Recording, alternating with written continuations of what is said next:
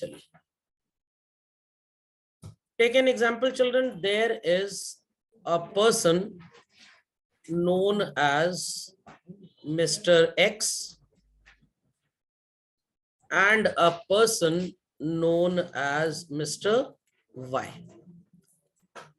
Mr. X is a businessman who deals in certain type of goods and services, and Y is his customer.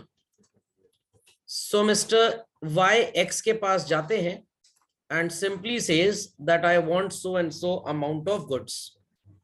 X कह रहा है नेकी और पूछ पूछ, कोई प्रॉब्लम की बात नहीं है. तो X sells goods worth ₹20,000 to Mr. Y. So in this example, X becomes what children? Seller. And Y becomes buyer. Logic understood? Buyer. But Y के पास पैसे Yes, sir. नहीं, so he requests that I'll pay the money after 3 months. So presently it sounds to be a credit transaction children or a cash transaction.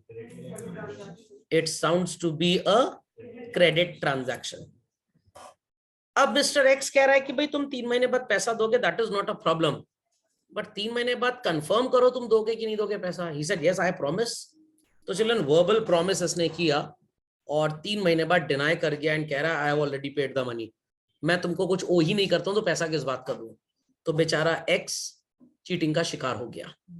Next time x अब ये गलती नहीं करेगा.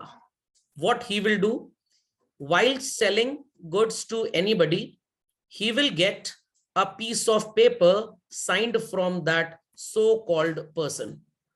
और उस piece of paper पे आपस में इन्होंने कुछ agree कर लिया. क्या agree कर लिया? The piece of paper simply has a text, I promise to pay so and so person a sum of ₹20,000 after 3 months. सुनाई पड़ा चलो, सुनाई पड़ा. तो इस कागज के टुकड़े पे ऐसा एक अग्रीमेंट कर लिया गया चिल्ड्रन. अब इस अग्रीमेंट को अगर मिस्टर वाई डिनाई करते हैं after 3 months, no problem. X will go to the court of law and would say कि भाई मिस्टर वाई ने सिग्नेचर किया था और प्रॉमिस किया था और मैंने भी सिग्नेचर किया था कि भाई हम दोनों के बीच में एक लीगल अग्रीमेंट हुआ है, कॉन्ट्रैक्ट हुआ है, where Y promises to pay the money after 3 months to whom? Mister X. तो एक्स अब 3 महीने बाद वाई के पास जाता है और वाई अगर कहता है नहीं मैं पैसे नहीं दूंगा and all that, any type of nuisance he speaks, x कहेगा कोई प्रॉब्लम नहीं है, मैं जा रहा हूं कोर्ट में तुम्हारे ऊपर केस करने के लिए. तो now the money is more secured when it is in written form, or earlier children when it was in oral form. Now when it is in written form. So on the basis of this document, who is supposed to take the money children? Mr. X. And who is supposed to pay the money? Mr. Y. So children, Mr. X is कागज के टुकड़े को बोलेंगे bills receivable and Y is कागज के टुकड़े को बोलेगा bills payable. And it has a generic name for X as well as Y, which is called as bills of exchange. पुराने जमाने में गांव वगैरह में ऐसा चला करता था. As of today children, इसकी कोई भी अकाउंटिंग दुनिया के किसी भी कोने में नहीं होती है. ये एकदम आउटडेटेड प्रोसीजर है. Fundamental logic is clear. So the person that is the seller who is supposed to get the money, he will make this piece of paper और इस person को आप एक नए नेम से रिप्रेजेंट करेंगे and the name of the person is drawer. I repeat children, name of the person is what? Drawer. And children, this person, the buyer who has promised that I'll make the payment after some time, he will be addressed as what? Drawer. और जिससे finally पैसा मिलेगा हमारे example में children, who he is और who is he? Mister X. तो इससे जब फ्यूचर में पैसे मिलेंगे बच्चों तो हम इसे बोलेंगे पेई। What sir? समझ गए, जो पाया वो पाई। समझ गए सारे भाई? लॉजिक समझ में आ गया? ऐसा नहीं है। Yes sir. तो पेई is a technical word children, और इस पूरे रिश्ते को कंट्रोल करने के लिए देश में एक कानून है, जिस कानून को हम बोलते हैं what is called as negotiable instruments act. समझ में आ गया? नेगोशिएबल शब्द का मतलब होता है transferable. I repeat children, the word negotiable means transferable. Logic समझ में आ गया सबको? तो आपको यहाँ पे अकाउंटिंग पढ़नी है। First and foremost, when X sells the goods to mister Y, Y की बुक्स में जब उसने गुड्स खरीदे। Thereafter, when this piece of paper is made and when Mr. Y signs on it, और फिर 2-3 महीने के बाद जब पैसे का लेन देन होगा, what entry X will do for getting the money and what entry Y will do for paying the money. तो chapter is not a great rocket science. 2 से 3 एंट्रीज आपको नई पढ़नी है, बाकी सब पुराना चलेगा. Okay, so before we continue further, I want everybody to put this in their classwork copies. Yes sir. So people must have seen a bill of exchange children. तो अल्टीमेटली ये रिटन इंडेटनेस की कहानी है पूरी की पूरी. And children, bill of exchange इस तरह का कागज का टुकड़ा होता है जिसको पैसे लेने हैं. He calls it as bill receivable and the one who is supposed to pay is called as bills payable. Logic understood? The person who makes this piece of paper is called as a drawer. I repeat, called as a drawer. And जिसके लिए या जिसके ऊपर ये paper impose किया जाता है, obligation impose किया जाता है, हु इज सपोज्ड टू पे, we call that person as drawee.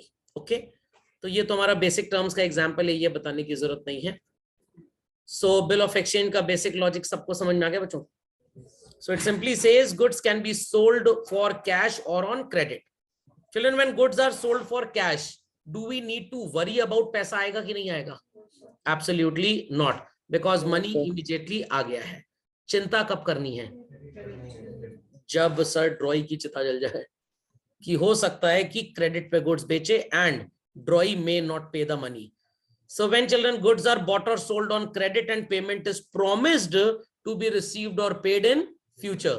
That's why in such a situation अब भरोसा कैसे करें?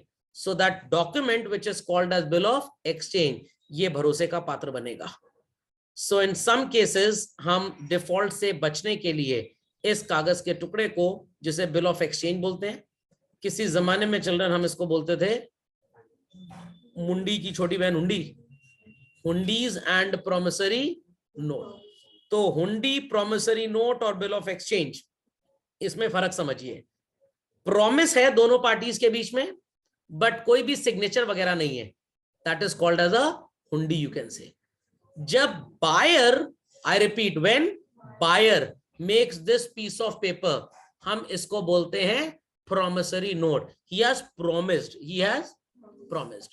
आपने करेंसी नोट देखा होगा गवर्नमेंट ऑफ इंडिया का, उस पे लिखा होता है ना, I promise to pay the bearer. वो करेंसी नोट भी चिल्ड्रन प्रोमिसरी नोट होता है. Who promises on it? RBI governor. समझ में आ गया? और लिखा होता है ना, I promise to pay the bearer a sum of rupees 500. 500 के नोट पे, 20 रुपए के नोट पे लिखा होता है सम ऑफ रुपीज 20. तो इसका मतलब क्या होता है? तो इसका मतलब यही होता है कि उन्होंने प्रॉमिस किया है कि वो इसको कन्वर्ट करेंगे. खैर, हम करेंसी नहीं पढ़ रहे. And when children the seller makes this document, I repeat, who makes this? Seller. तो सेलर जब ये कागज का टुकड़ा बनाएगा चिल्ड्रन, तब आप इस कागज के टुकड़े को क्या बोलेंगे? Bill of exchange. लॉजिक समझ में आ गया? पक्का? Any queries to anybody children? So children, we have a very simple definition. So I would like everybody to put the heading in the copies, children, bill of exchange, and just put this simple definition. Followed by that, there are 3 parties. The person who makes this document, generally the seller or the creditor. आप उसे क्या नाम देंगे? Drawer. And whosoever accepts the obligation, yes, मैंने goods खरीदे, मैं पैसा दूंगा, he is called as a drawee. And finally, on the particular date, जिस दिन प्रॉमिस था पैसा देने का, जब भी पैसे का लेन देन होगा, the person who will get the money will called as payee. कुछ लोग बोलेंगे सर पैसा तो सेलर को ही मिलेगा, ऑब्वियस सी बात है, तो we should say that drawer and payee is one. ये जरूरी नहीं है, it may be children, it may not be. कैसे डिफरेंशिएट होगा, I let you know. Just first and foremost children, copy the definition of bill of exchange followed by this composition titled as parties to the bill. Is this visible well to all? Quickly put this quickly, and then you can put the definition heading for promissory note. Copy the definition, then explain the definition. Be quick to this. Chaliye. So let's assume children, two people in our example were X and Y, जिनके साथ हमने business किया था. So definition says what? According to Negotiable Instruments Act 1881, a bill of exchange is defined as an instrument in writing. कहने का मतलब ये एक written note होगा, ये orally नहीं हो सकता, पहली बात. Unconditional order. Unconditional order का मतलब एक्स वाई को ये नहीं बोल सकता बारिश होगी 3 महीने बाद तो तुम पैसे देने आना, सूखा पड़ेगा 3 महीने बाद तो तुम पैसे देने आना, तुम्हें गुड्स अच्छे लगेंगे तो पैसा दे देना, या वाई कहेगा मेरे को गुड्स अगर सूट कर गए तो मैं पैसा दूंगा, एल्स मैं पैसा नहीं दूंगा. If I am able to sell the goods at a profitable price, then only I am going to make you the payment done. अगर प्रॉफिटेबल प्राइस पे सामान नहीं बिकेगा तो मैं तुम्हें पैसा नहीं दूंगा. ऐसी कोई भी चीज इस कागज के टुकड़े में लिखी नहीं हो सकती. It should be unconditional. Then we have the composition saying what? Signed by the maker. रोटी maker, who is the maker children? जो पैसा कल को रिसीव नहीं करेगा, जिसने कागज का टुकड़ा बनाया. किसने बनाया? एक्स ने. Directing a certain person to whom it is being directed, why? क्या डायरेक्शन दिया जा रहा है वाई को? टू पे. किसे पे करोगे मिस्टर वाई? या तो तुम मेरे को पे करना, या मैं जिसे बोलूंगा उसको पे करना, या जो तुम्हारे पास ये कागज का टुकड़ा लेके आएगा उसे पे करना. सो ईदर पे इट टू मी, एक्स बोलेगा वाई को कि तुम मेरे को पे करो, या अगर मैं बोलूंगा Z को, W को, A को, B को, तुम उसको पे कर देना. और whosoever comes to your place with this piece of paper, pay money to that person. समझ में आ गया what is a bill of exchange? पक्का? अब यहीं पे ये बात साफ हो जाती है. Is it necessary कि पेई हमेशा मिस्टर एक्स होंगे? It could be Mr. X or it could be any other person. Sir any other person कैसे हो सकता है? एनी अदर पर्सन का कॉन्सेप्ट समझिए. दो लोग हमारे बीच में है children, X and Y. If mister X is selling goods to mister Y, I take an example कि ये गुड्स भी मिस्टर एक्स ने किसी से खरीदे होंगे. एंड कौन है हमारे एग्जाम्पल में? वो Z. Like X sold goods to Y, he is suppose to get money from Y. Similarly X ने गुड्स खरीदे किससे चिल्ड्रन? जेड से. और ऑब्वियस सी बात है वो पैसा किसको देगा? Z को. तो मिस्टर एक्स वाई को क्या बोलेंगे? सी मिस्टर वाई, मेरे को तुमसे पैसा चाहिए और उसमें से कुछ पैसा मैं Z को दे दूंगा, तो डू वन थिंग, तुम ही पैसा दे देना मिस्टर Z को. इस एक्टिविटी को बोलते हैं चिल्ड्रन एंडोसमेंट. क्या बोलते हैं? मिस्टर एक्स इस कागज के टुकड़े के पीछे अपना सिग्नेचर करेंगे और लिखेंगे transferred in favour of mister Z. The process is known as what? Endorsement. अब ये कागज का टुकड़ा जो बिल ऑफ एक्सचेंज था किसकी कस्टडी में है चिल्ड्रन? जेड की. तो पैसा ड्यू डेट पे किसको मिलेगा? जेड को. क्या जरूरी एक्स को मिलेगा? Not at all. Mister x ने गुड्स बेचे और इस कागज पे लिखा है कि हम पैसा देंगे ऑन 10th of May 2023 को. बट समहाउ बेचारे मिस्टर एक्स को पैसे की जरूरत आ पड़ी on 10th of December 22, approximately 6 महीने पहले. क्या वाई पैसे देगा जब इसने प्रॉमिस 6 महीने बाद का किया है? नो. एक्स क्या करेगा? एक्स इस कागज के टुकड़े को लेके पहुंचेगा बैंक के पास और बैंक से कहेगा mister manager, I have this bill of exchange whose value is how much 20,000, आप मेरे को कुछ पैसे दे दीजिए और कल को आप मिस्टर वाई से कंप्लीट 20,000 कलेक्ट कर लीजिएगा। बैंक कह रहा है नो प्रॉब्लम, हम आपको 19,000 रुपीज दे सकते हैं, हाउ मच, और कल को वाई से जाके 20 ले लेंगे, but there is a condition, if Y runs away और so called doesn't pay the money, आपको ही पैसा देना पड़ेगा। एक्स कह रहा है कोई प्रॉब्लम नहीं, अभी तो पैसे दो, हम उससे और बिजनेस करें, बाद में अगर वाई भागेगा तो आई पे। तो मिस्टर एक्स का 1,000 रुपए का नुकसान है, बट एटलीस्ट उसको जरूरत वाले टाइम पे पैसा मिल गया। This process is known as children discounting of bill. Logic समझ में आ गया? लॉजिक समझ में आ गया? नथिंग हैपेंड, मिस्टर एक्स ने कागज का टुकड़ा संभाल के 10th of May तक अपने पास रखा। Then he gave this piece of paper to his banker. किसे दे दिया बच्चों पैसा? बैंकर को। लॉजिक समझ में आया? लॉजिक समझ में आया चिल्ड्रन? इसके बैंकर ने विजिट किया मिस्टर वाई को, वाई ने पैसे दिए, बैंकर पैसे अपने पास लेके आया और एक्स के बैंक में पे कर दिया उतना पैसा। This procedure is known as what children? Sending of bill. But many a times mister X कुछ नहीं करेगा, कागज का टुकड़ा अपने पास ही रखेगा, which is known as retaining of bill. Logic समझ में आया बच्चों? तो in case of retaining, I repeat children, in case of retaining, किसे पैसे मिलेंगे ड्यू डेट पे? जो डेट आएगी कल को जब पेमेंट करेगा mister Y, who will get the money? Payee. कौन है पेई? पेई तो हर केस में होगा, एक्स इज द पेई basically. When it is endorsed, पैसा किसको मिलेगा? जेड को। और जब बैंक से हमने पैसे ले लिए तो पैसा किसको मिलेगा? बैंक को। और सेंडिंग में भी अल्टीमेटली पैसा किसके पास आएगा?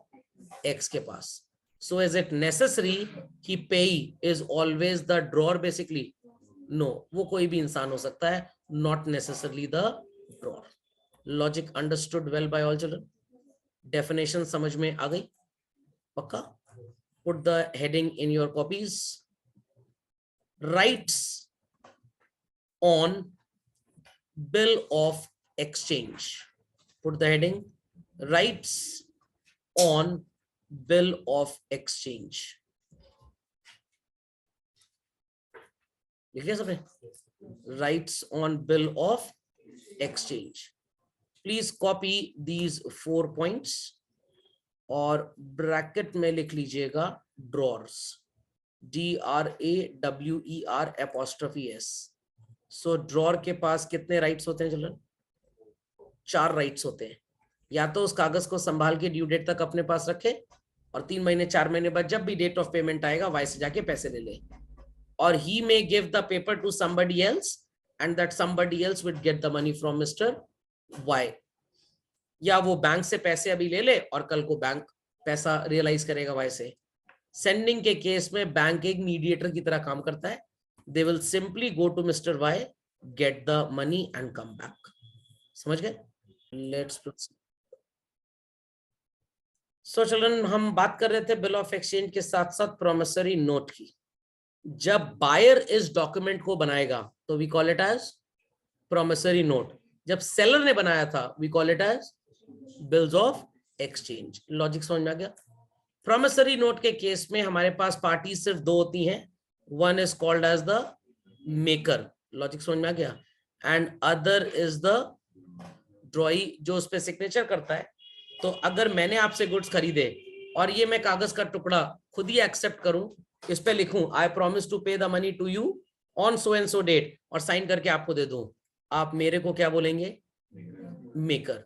और मैंने आपको कागज का टुकड़ा दे दिया, प्रॉमिस दे दिया, 3 महीने बाद आके मेरे से पैसे ले लीजिएगा, तो you are also called as a payee as सच। समझ में आ गया? पक्का? चलिए, so put the next heading in your copy children, basic terms used while accounting for bill of exchange. So let me explain the terms, then you can put it. When children the piece of paper is made, we call that process as drawing. और जब mister buyer उस पर signature करेगा, we call it as what? Accepting of bill. समझ में आ गया? Thereafter children, जब हम उस डेट को नोट डाउन करेंगे जिस दिन गुड्स को ट्रांसफर किया गया, we call it as what? Date of transaction. जिस दिन वो कागज का टुकड़ा ड्रॉर ने बनाया था, that date is date of drawing. Buyer ने जब साइन किया, आई होप सो सबको ड्रॉइंग क्लियर हो गया, बायर ने जब साइन किया children, we call it as date of acceptance. The day on which money will be paid it's known as due date और डेट ऑफ मैच्योरिटी. इतनी बात सबको समझ में आ गई? So take an example that the buyer और the seller have the transaction done on 10th of December 2022, and it is agreed that money will be paid after how many months? 3 months. Calculate children from 10th December, 3 months का period end कब होगा? 10th January, 10th February and 10th March.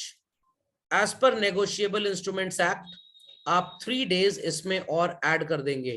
What would be your answer children?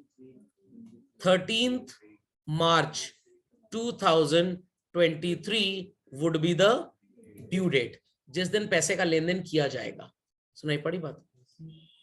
If it is a pre-declared holiday, I repeat children, it is a pre-declared holiday. हमें पहले से पता है कि 13th of March को छुट्टी रहेगी किसी वजह से. The date would be shifted 1 day back. But अगर pre-declared नहीं है children, it is an emergency holiday. किसी नेता की डेथ हो गई and all that. क्या पहले से पता था ये? So date instead of 13th would become what? तो emergency में एक दिन आगे और pre-declared में एक दिन पीछे. So the terms are understood well. Update very quickly children, very quickly. Okay. So everybody copied the example? Next children, write a 2-line content on holidays. And rights we have already written, so we won't be putting these again in the copy children. So if it is a public holiday like Independence Day, Gandhi Jayanti, Republic Day, these are called as gazetted holidays.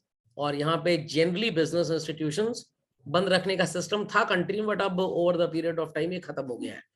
But still it is here children कि हम इस date पे अगर due date fall करती है तो एक दिन पहले shift हो जाएंगे. और अगर इमरजेंसी हॉलीडे आ गया, सम नेशनल लीडर डाइड और लाइक वाइज कर्फ्यू लग गया, राइट्स हो गए एंड ऑल दैट, तो we'll move a day further. समझ में आ गया? Be quick. Let's understand further children how to calculate the due dates. सबको यहाँ पे बिल्स नजर आ रहे होंगे, टाइम पीरियड नजर आ रहा होगा, and you are suppose to calculate the due date. So very quickly copy this question in your copy children. The first bill has a period of payment after 3 months. Second bill is due after what period children? 2 months. The third one is due after 1 month and the next one is due after 2 months. Understood well? What is 15th January plus 3 months children? 15 January से 3 months count करिए. It's 15th Feb 1 month, 15th March and 15th April. 3 days और जोड़ दीजिए. 18th of April would be the due date. समझ में आ गया? समझ में आ गया बच्चों? अब लोग कहेंगे सर हम ये क्यों सीख रहे हैं? Because the entry for receipt and payment of money on due date, जिसकी हम बात करेंगे अभी थोड़े दिन बाद, that would be done on the due date children. तो अगर आपका ड्यू डेट गड़बड़ हो गया तो आप इस डेट पे एंट्री कैसे लिख पाएंगे? Logic clear? 17 फरवरी प्लस 2 मंथ चिल्ड्रन. एक कंफ्यूजन होगा सर फरवरी तो 28-29 डेज का होता है, यहाँ पे उससे कोई मतलब नहीं है, बस हम एक एक महीना क्रॉस करते जाएंगे. सो 17 फेब से 2 मंथ्स काउंट करिए. 17th of April plus 3 days और ऐड कर दीजिए. It's 20th of April. Then children 13th March से 1 month काउंट करिए. 13th March से 1 month, 13th April plus 3 days of grace, 16th April. So people understood, ये days of grace आपको by default add करना पड़ता है. And 19th March से 2 months add करिए चलन. 19th April, 19th May plus 3 days of grace, 22nd of May 2019. Heard this well, children? Understood how to calculate due date? Put it quickly. Chaliye. Let's proceed further, children. We have another question here. A drew upon B several bills of exchange. The dates are given to us like it is 2nd of October, 20th October, 10th November, 27th November, 8th December, and 16th December. Tenure means the time period is also given in months. Can't we calculate the due date? Chaliye. Start with this very quickly, children. Very quickly. Very quickly.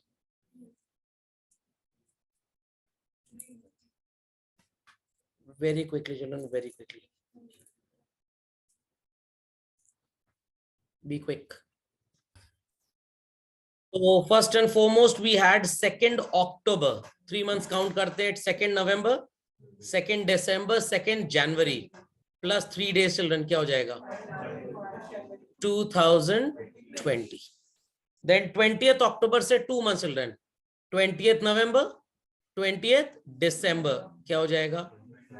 23rd December 2019. 10th November se 3 months. 10th December, 10th January and 10th February. Plus 3 days. Kya ho jayega? 13th Feb. 27 November से 3 months children. एक तो 27 December हो गया, फिर 27 January, फिर 27 Feb और year आ गया 2020. 4 से डिवाइड करके पता लग जाएगा कि ये लीप ईयर था कि नहीं था चिल्ड्रन. तो प्लीज डिवाइड 2020 बाय 4. ये लीप ईयर है children. It was a leap year. Feb में कितने डेज रहे होंगे? 29. और आप कैलकुलेट कैसे कर रहे हैं? 27 नवंबर से एक महीना बीत गया. 27 दिसंबर, 27 जनवरी एंड देन 27 फेब. 3 दिन आगे चलो. 28 Feb, 29 Feb and 1st of March. Feb में 30 डेज तो होते नहीं है. 8th दिसंबर से आ जाएगा 11th of जनवरी एंड 16 दिसंबर से आ जाएगा 19th of Feb 2020. Understood, children? पक्का?